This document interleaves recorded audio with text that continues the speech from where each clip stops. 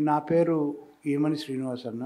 నేను చాలా 28 ఏళ్ల నుంచి సినిమా ఇండస్ట్రీలో డబ్బింగ్ ఇంజినీర్‌గా 'Shabdalaya', 'Ramoji Film City Symphony', తర్వాత 'ఎల్‌జే స్టూడియోస్', తర్వాత 'ప్రసాద్ ల్యాబ్స్‌లో' గత 12 సంవత్సరాలుగా పనిచేస్తూ డబ్బింగ్ ఇంజినీర్‌గా ఒక 2000 సినిమాల వరకు డబ్బింగ్ చేశాను.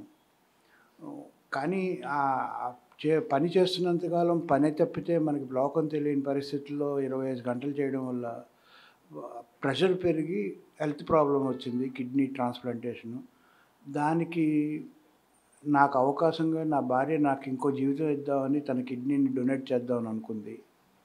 సో, ఆ ప్రాసెస్‌లో నేను టెస్టులు చేయించుకుంటూ ట్రాన్స్‌ప్లాంటేషన్‌కి వెళ్దామని అనుకునే ప్రాసెస్‌లో నా దగ్గర ఫైనాన్షియల్‌గా కొంచెం ఇబ్బంది కలిగి నేను అందరినీ సాయం అడగాల్సొచ్చింది.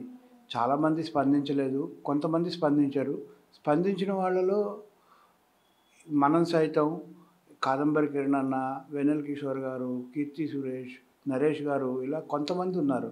నాతో వర్క్ చేసి, నా గురించి తెలిసి, నా నా తాలూకా ఆహ్, దీనికి హెల్ప్ చేయాలి అని వాళ్ళు స్పందించారు.